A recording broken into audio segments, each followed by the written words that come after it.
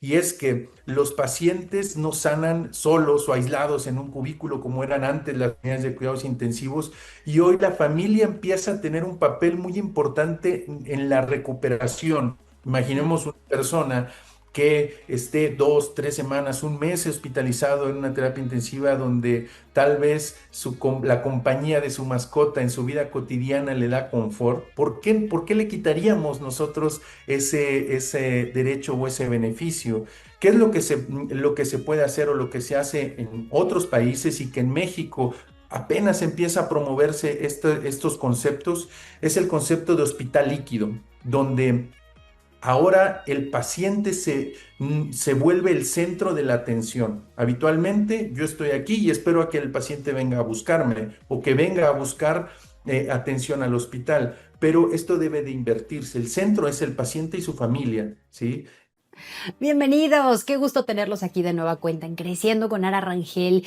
Hoy tocaremos un tema que espero se empiece a hablar cada vez más de ello y más de que se hable, que se logre hacer, que las acciones hablen por su propio peso, y en este caso me refiero a esos cuidados intensivos cuando llegamos a tener algún familiar o nosotros desafortunadamente por alguna situación tengamos que estar en cuidados intensivos. ¿Cómo nos gustaría que nos trataran?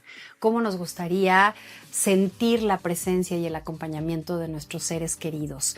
Bueno, pues justo hoy hablaremos de poder abrirle las puertas a estos cuidados intensivos, y el doctor Job Rodríguez me encanta que quiso tocar este tema y lo está llevando a cabo en algunas instituciones donde ya los cuidados intensivos no nada más es ese cuartito alejado, no nada más es ese momento, ese cubículo donde es el enfermo con los médicos que llegan, salen, enfermeros que llegan, salen, con aparatitos que están ahí todo el tiempo y se acabó, sino que ya empieza a haber este contacto con el exterior, y no cualquier exterior, sino con ese acompañamiento afectivo, lo que se necesita como cualquier ser humano, tener estos tratos humanitarios en los cuidados intensivos. Si tú has tenido alguna situación similar, me va a encantar que nos lo puedas compartir para saber específicamente cómo se está viviendo del otro lado, algo que empezó como una iniciativa y que ahora ya se empieza a llevar a cabo en algunos hospitales, y que mejor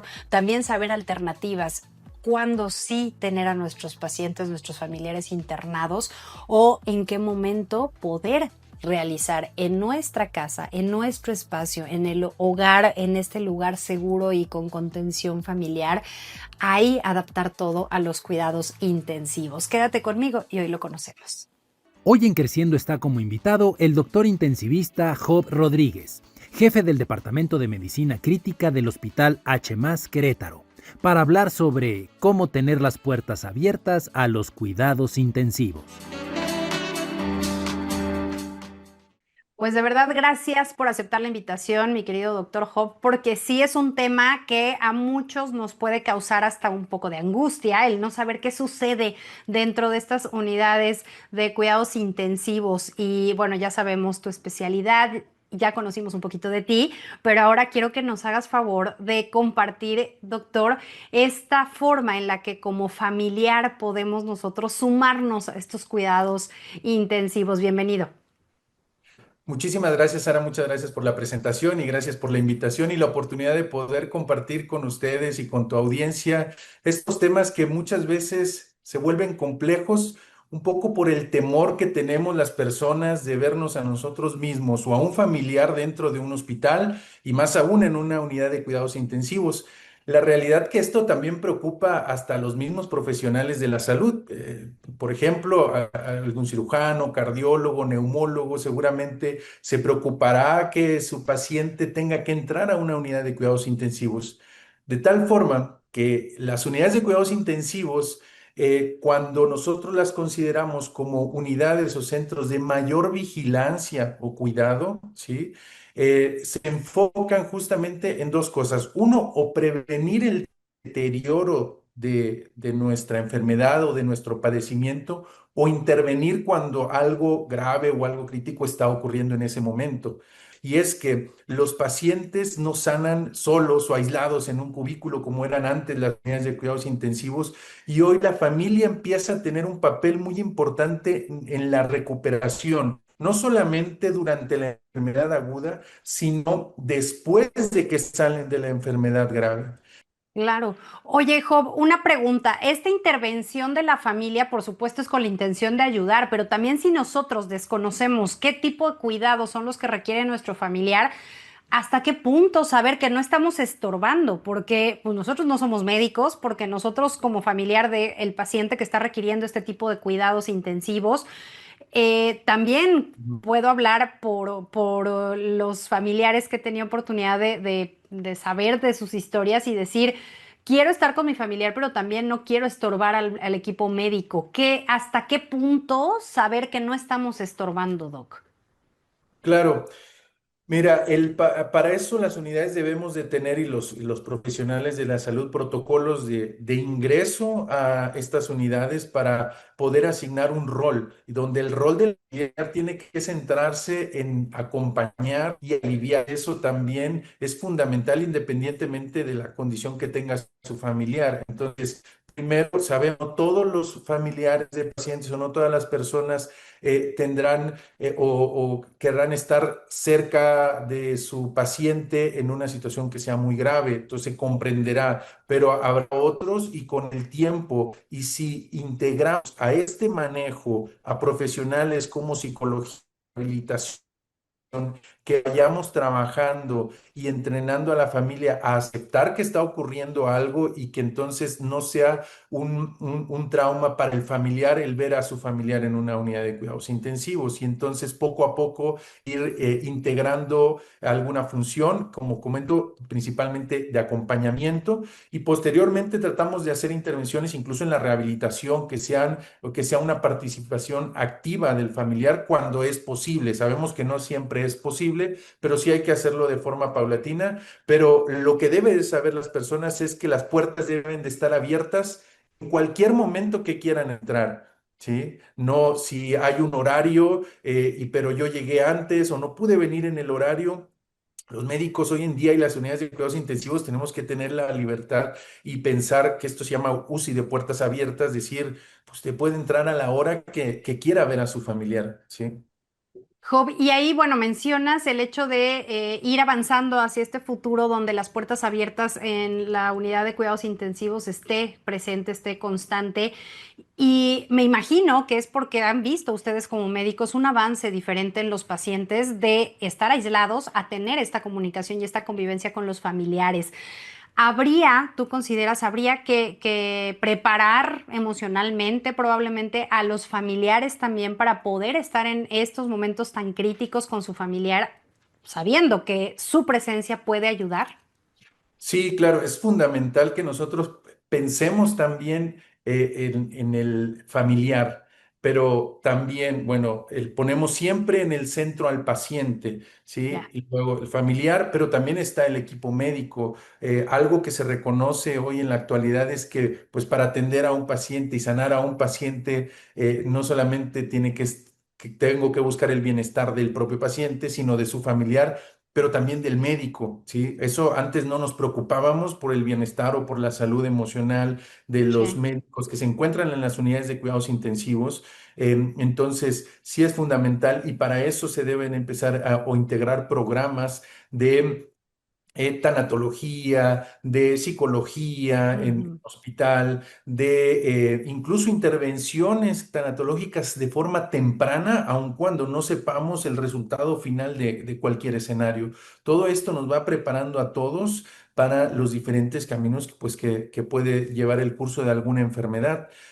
Pero sí ha habido un cambio. Este cambio se relaciona mucho al cambio poblacional o generacional que estamos teniendo, en el que ahora las personas adultas vivimos más o viven más con enfermedades más Sí. complejas, ¿sí?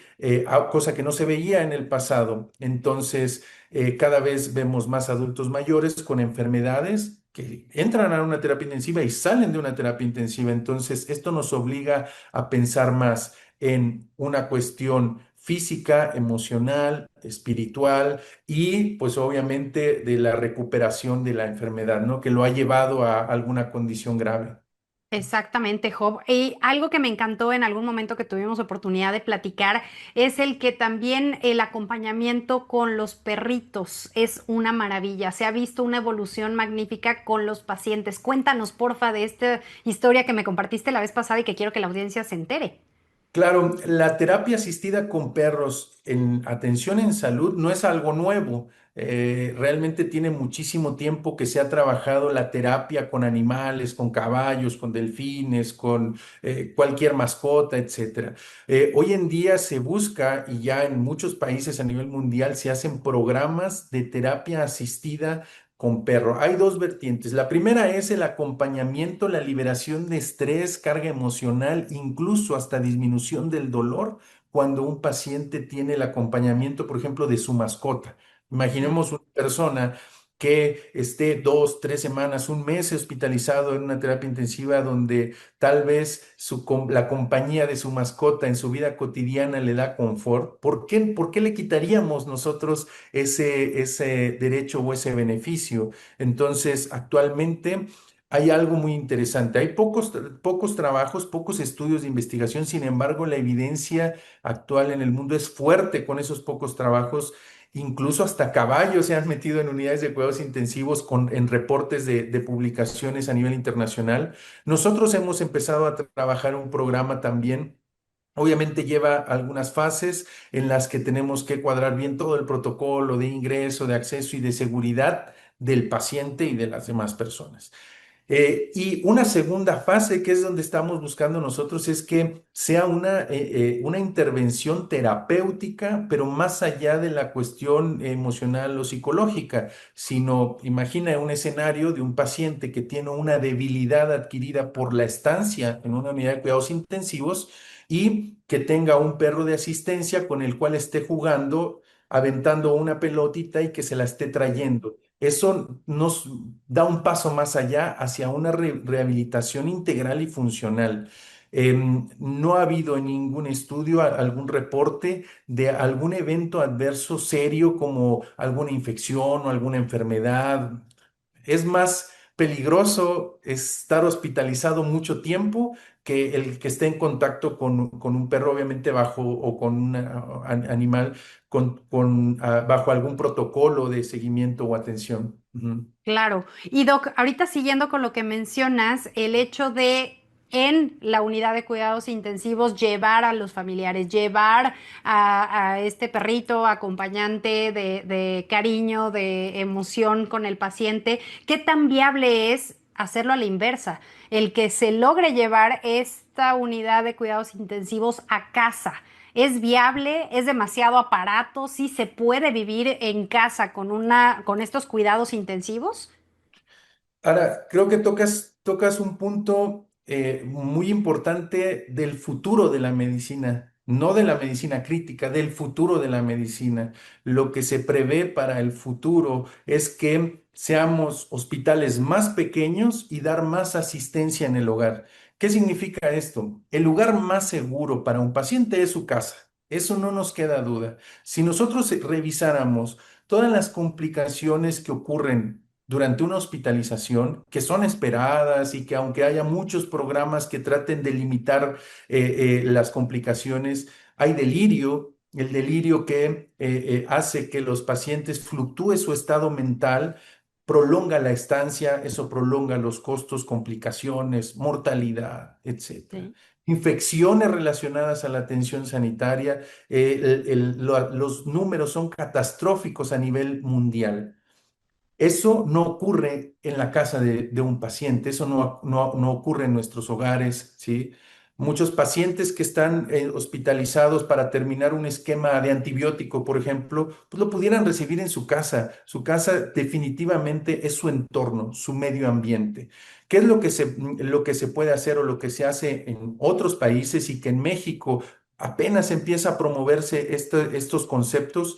Es el concepto de hospital líquido, donde ahora el paciente se vuelve el centro de la atención. Habitualmente yo estoy aquí y espero a que el paciente venga a buscarme o que venga a buscar atención al hospital, pero esto debe de invertirse. El centro es el paciente y su familia, ¿sí? tú lo sabes, la audiencia lo sabe. Hoy en día, si quiero unos laboratorios, yo llamo por teléfono y tal vez en una hora me los están tomando aquí donde yo estoy sentado. Una Sí. radiografía, lo mismo. La tecnología nos ha llevado a tener un ultrasonido en el celular, en el poder estar teniendo esta comunicación. Los hospitales líquidos aprovechan esta conectividad y llevan la atención del paciente a donde la necesite. Y ese lugar puede ser su hogar. Tecnología puede estar en el hogar de las personas, obviamente con el cuidado. Esto se llama hospitalización a domicilio. Son programas que en Sudamérica, como países como Chile, como Colombia, tienen más de 20 años que existen. Si los hospitales, háblese públicos o privados, tuvieran programas de hospitalización a domicilio, la carga de sus hospitales disminuiría mucho, ¿sí? Porque si es un paciente que está por una estancia corta de 5, 7 días, 10 días para terminar un antibiótico, en lugar de que ocupe una cama y hospital y cama de hospital y recursos de hospital, se lleva eso a su casa y entonces se libera la carga del hospital tal cual. Entonces, sí hay la oportunidad de ir hacia ese modelo de atención que es más noble, que es más humano, en un ambiente que no está controlado por mí, es un ambiente de su casa, de su familia, y seguramente esto es el futuro, es lo que viene de la medicina y que los profesionales debemos de ir hacia allá, apuntar hacia un modelo que sea más humano y centrado en la persona y su familia. Ujú. Exactamente, Jovi. Mira, al final del día yo creo que para allá vamos en todos los sentidos. El hecho de humanizar más la manera de llevar nuestra vida, nuestro día a día. Hemos visto las ventajas brutales de realmente enfocarnos en eso que es lo importante, que es el sentir, el vivir, el estar presente. Y en temas de salud hemos tenido también aquí en el programa diferentes visiones y enfoques de las enfermedades, la manera en la que las emociones están totalmente relacionadas y que al final de cuentas nos está llevando a ese mismo punto que es humanizarnos. No permitir ni como pacientes ni como médicos el ya dejar esto que se enfríe. Normalmente hemos visto la atención médica con este factor de cotidiano en los médicos, dejar un poco las emociones y los sentimientos a un lado y tocar a los pacientes, tocar cada tema como algo de un paciente más, un diagnóstico más. Y al hacerlo de esta forma, también se han visto las consecuencias negativas en la recuperación y en la forma de llevar la enfermedad y los síntomas de cada uno de ellos. Así es que lo que tú estás compartiendo, que ya se hace a nivel mundial, ¿para cuándo? Sé que no depende de ti, pero viendo tú desde dentro este movimiento médico y esta visión a futuro, ¿estamos muy lejanos a que aquí en México ocurra? No, Aram, no estamos muy lejanos y algo que vino a dar, digamos, el empuje que hacía falta para fomentar en muchos médicos y en muchas instituciones hacer programas así fue COVID-19. Sí. COVID-19 nos obligó a llevar el hospital a la casa de los pacientes porque se saturaban los hospitales, a ser más selectivos en decir cuándo sí tengo que ir al hospital a recibir una atención mayor, pero se necesitaban varios equipos, un equipo que estuviera en hospital, otro equipo que estuviera afuera. Muchos médicos de práctica privada hicieron mucho esta actividad, contuvieron muchas situaciones de riesgo. Entonces, en los últimos años esto ha crecido muchísimo. Y me refiero a los últimos años, de estos últimos 5 años de post pandemia, 4 años post pandemia. Entonces, ya actualmente hay asociaciones internacionales que están fomentando esto y incluso aquí en México ya hay muchos grupos que empiezan o se empieza a trabajar con unidades o clínicas POSUSI como en la que nosotros trabajamos, Ujú. unidades de hospitalización a domicilio, de recuperación, de cuidados paliativos en casa, etcétera. Cada vez hay más y eso pues nos da mucho gusto porque pasamos de esa medicina antigua que nos decías a esta medicina que es más integral, es más holística. Ya no soy lo que yo diga el médico, sino yo necesito el trabajo de un equipo de enfermería, de nutrición, de rehabilitación, de psicología.